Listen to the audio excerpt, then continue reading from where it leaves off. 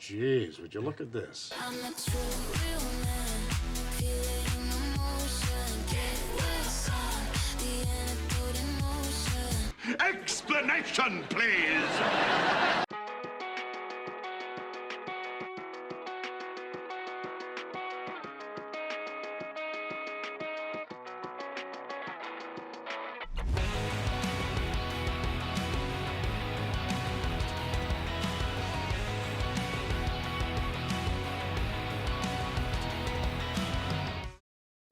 Another year, another shitty reboot, and to no one's surprise, there are no shortage of people defending the current thing. And with all the white knighting going on, disingenuous talking points were short to follow.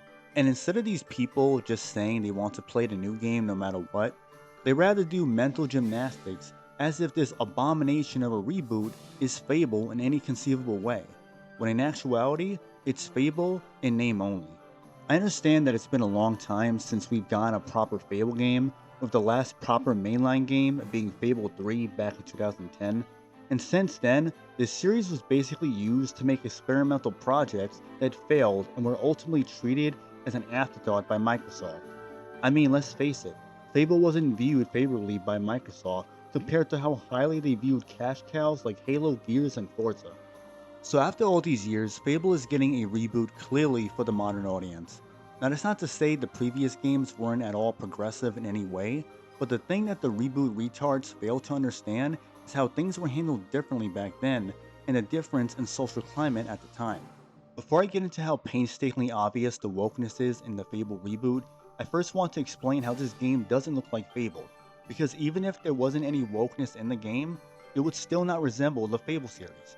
Now, I explained this in past videos I did about the reboot, but I'll explain again since to the reboot defense force, they think kicking chickens and British accents are enough for a game to be considered Fable. The key factors that helped make Fable stand out was its fairy tale stylized world, its cartoonish look to the characters, specifically with their exaggerated body proportions.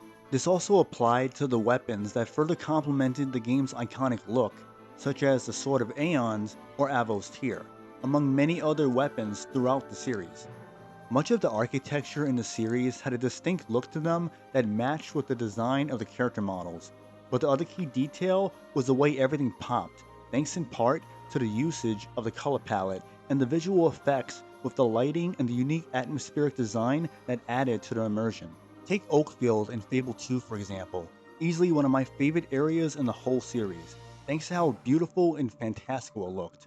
Up until the time skip that took away its lush, vibrant aesthetic for story reasons, but that's besides the point.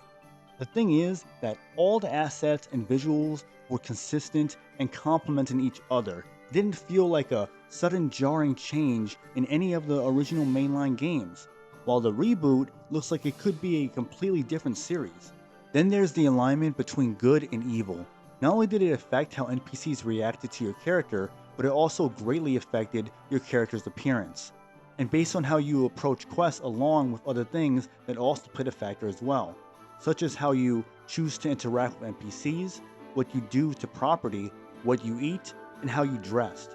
This alignment system really lived up to the tagline of your choices have consequences. To add to the body proportions in the previous games, the leveling up system played into that.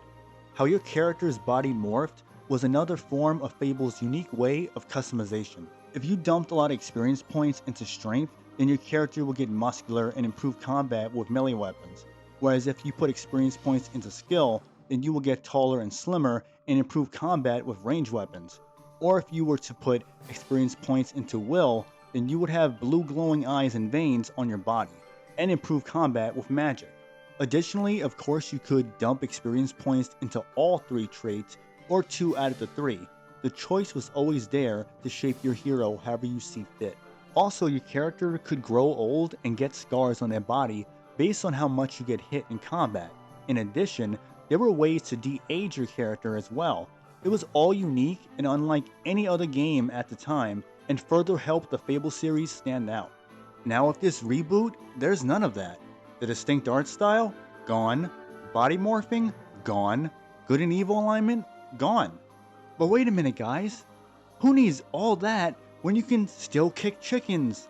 And there's British accents, and Bowerstone. Oh, and there's still the Guild. And for some reason there's Fairfax Castle. I mean, yeah, it all sounds like these things are there just for the sake of it, to artificially tie the reboot to the series with shallow fan service. It won't be as meaningful as the original games, but who cares? The name Fable is there, so that automatically means it's definitely, wait for it, a return to form. Woohoo! I don't care how much people try to convince me or anyone else that this pile of shit is a good or tonally authentic reboot to Fable, when it looks like a generic fantasy game running on Unreal Engine 5, especially with a shoddy frame rate that would make Todd Howard nod in approval at how much it just works. And yes, I know this game is not actually using Unreal Engine 5, but regardless, the game lacks any charm and has surface level callbacks to previous Fable games that are meant to bait fans into believing that Playground Games understands or cares about what Lionhead Studios created with the original games. Seeing as how the combat looks like a knockoff of The Witcher 3 and in no way resembles the combat from previous Fable games, it comes across as the devs are making a different game with a recognizable name attached to it. This goes back to the art style I mentioned before. They're going with a semi-realistic look, and same goes for the combat, which just makes it look like any other fantasy RPG from the last few years. So how is this respecting the series when it's abandoning so many key factors that fans grew to love? Now, one thing that many people did not love was the default main character in the Fable reboot. This monstrosity was clearly going to be the only character to play as. After all, she was featured throughout trailers for years and even heavily featured in the recent showcase. If what I'm saying sounds ludicrous, then please explain why when showing the option to play as a male character, he's swiveling his hips like he's Don Lemon in a prison shower. But I already know what you clowns are going to say. Well, they probably have a slider for walking animations that you can select, just like in Starfield. And actually, that's something that like every modern RPG has, you dumb fuck. Yeah, I'm sure this game will have walking animation sliders while also not having an in-depth character creation. The fact is that the option to select preset characters was added at the last minute, and if the developers really understood Fable, then there would not have been an androgynous female protagonist or last-minute character presets, with the male presets looking and walking like mixed-race fruitcakes straight out of an HIV medication commercial. It's ridiculous to see people cheer on this modern audience slop, as if selecting character presets saved the game and was all it needed. Though, I'm sure most of these people are tourists anyway. If not, then they're further proving how low the bar has been set for gaming. Because I remember when fan bases called out sketchy reboots instead of ignoring red flags and spreading toxic positivity because they just have to play the shiny new thing no matter what. To the people who are excited or optimistic about the Fable reboot, whether it's genuine or not, other than there being some features that were present in previous Fable games, what actual new features are Playground Games introducing in this reboot? What, the office cutaways? The way they talked about how morality was handled in previous entries and how it doesn't fit with what they're trying to do in this title sounds like doublespeak for the fact that they probably have a bunch of incompetent developers that couldn't program body morphing. Not only do I think Playground Games are incompetent, but they're also liberal woketards that are pushing agendas just like many developers tend to do with modern games. In the recent footage, they wanted you to see all the diversity in Albion. So much so that I'm surprised they didn't show any Indians to give the game a more modern British feel. Now I'm aware that the Fable games didn't exclusively have white characters. However, characters such as Whisper and Thunder weren't natives to Albion, and were well-written characters that didn't come across as token black characters. This is also true with Garth in Fable 2 and Paige in Fable 3. Though Paige was pretty forgettable, but however, the truth is that characters throughout the series were predominantly white anyway, which made sense with the European Western medieval fairy tale-like atmosphere in the older games. Before I get back to the Fable reboot, I want to further debunk the weak argument that Fable was always woke. Yes, there were well-written female characters. Two that instantly come to mind are Teresa and Briar Rose. And while not all the female characters were pretty, one being Hammer from Fable 2, but it made sense considering she was the hero of Might. And some NPCs looking a bit rough had to do with the art style and the game's engine, also the pseudo-comedic tone of the series. It was meant to be funny and caricature-like. In essence, they weren't political statements meant to challenge modern beauty standards or gender norms. This is similar to Bethesda with Oblivion, the character models having weirdly shaped faces that looked stretched out or potato heads weren't really intentional and had more to do with their engine that over time they improved on. Because soon after Oblivion, Fallout 3 and Skyrim had better looking character models. Furthermore, the gender swapping potion that was DLC in Fable 2 was done so players didn't have to do another playthrough just to play as the opposite sex.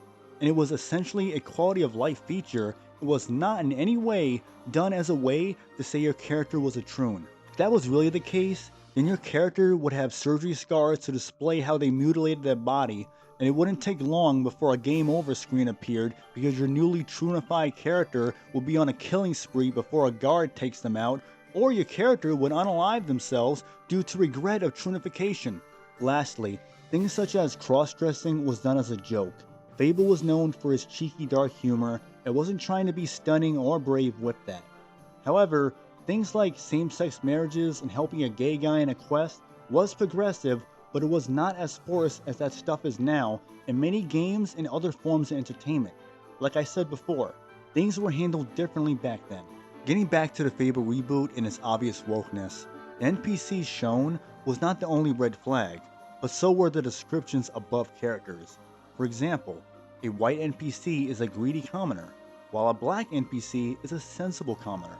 The developers were telling us something with this. None of this is by coincidence, it's all deliberate. Just like the devs showing white and black kids running around the character's house. It was to show how progressive they are. And that's why they didn't bring back the morality system from previous games, because liberals sympathize with criminals, illegals, and mentally disturbed terrorizers. So you won't really be judged or reap the ramifications of being a villain in this reboot. After all, how many times do liberals try to make you sympathize with villains and try to justify them being pieces of shit? It's because liberals have confused morality. In this reboot, we'll have typical libtard confused morality that some people will most likely defend by calling it player choice. If what's been shown of the Fable reboot so far wasn't enough for you to notice the patterns, then maybe the team at Playground Games will wake your dumbasses up. Just this group picture of the dev team paints a clear picture of what this reboot is aiming for.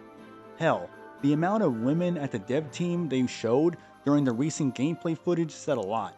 And the zesty men at the team didn't make things any better either. But you may be thinking, Well, dumbass, females have always been developing games, you fucking sexist incel chud. well, seeing as how diversity hires have become a big focus for companies in general, with the games industry playing a big role in pushing that and ultimately ruining the hobby with its aggressive approach to DEI, the influx of female and minority developers is not solely based on merit, because if that was the case, then we wouldn't see so many games released in such a pathetic state time after time, not just in terms of polish, but also in terms of innovation and fun factor. Just look at the decline of Ubisoft and put the pieces together. More so, Playground Games have several employee resource groups that specialize in hiring people based on DEI. They've even stated that they embedded diversity, equity, and inclusion at every level of their studio. On top of that, they have activists in their studio, one being someone who many originally thought was the default character in the reboot, but turned out he was only a level designer and this is the first game he's been working on at the studio. And I say he because this individual is a transgender that goes by the name Willow. But I'll refer to him as Dark Willow because this guy is wickedly deranged. Dark Willow has a history of posts that displays his hatred towards gamers and his unhealthy determination to push agendas any chance he gets, and that will be felt in this reboot. On account of Playground Games are yet another woke studio that will cram their thoughts and beliefs in their games, especially in modern RPGs. Case in point, Kingdom Come Deliverance 2 by Warhorse Studios.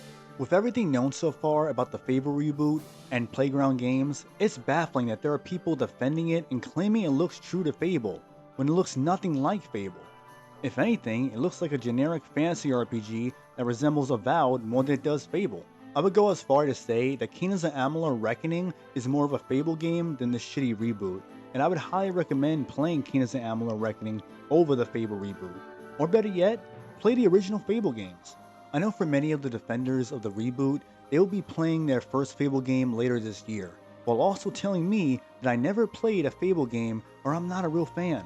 Because of course, if you criticize something, then you can't be a fan of it. This is the same nonsense people used with the Saints Row reboot, Final Fantasy VII Remake / Rebirth, Dead Space Remake, Silent Hill 2 Remake, Dead Rising Deluxe Remaster, and the modern Resident Evil remakes. The other moronic argument these people use is that we have to wait for the game to come out before judging it. Otherwise, we are miserable people that hate everything. And to that I say, you people are what is wrong with modern gaming and the discourse around these discussions. If we are not allowed to criticize a game before it comes out, or before playing it, then with that same logic, you guys shouldn't be allowed to be excited for a game before release or before playing it. In that case, just have your minds completely blank about a game until you play it. The truth is that you guys don't want to hear anyone say anything remotely negative about the shiny new thing. You don't like that people notice patterns, and you want everyone to be just as excited for the Fable reboot as you. But that's not how things work. If you are a real fan of something, then you won't blindly accept anything and push toxic positivity to mask your corporate slave mentality. You dimwits will consume products no matter what. Ignore red flags, ask no questions, and always be optimistic about everything while disregarding how soulless gaming has become. You may consider this reboot a true Fable game. You may be happy that the series is back, but you fail to really ask yourself if this is really even Fable, or if you're so desperate for a new game that you're willing to tell yourself anything in order to feel good about allowing this series to be brought back as some unrecognizable generic agenda slop with the name Fable slapped on. I knew rebooting this series was a bad idea, and I refuse to pretend to be excited for this. I know standards have gotten low, but I still wish that a fanbase would know better and have the guts to reject abysmal modern renditions of beloved franchises, instead of having to see yet another franchise return for the wrong reasons, and made to cater to the worst group of consumers, the ones that accept shit and tell everyone it's gold. Honestly, I think they are cooking. Like, it feels very Fable. You can tell really that they're fans of Fable first, and they're building a game for fans of Fable. I just eat it up. I love it. I'm looking at this and I actually feel like it's a Fable game. It's really nice to see it seemingly return to form. Overall, I think they are cooking. I don't think so.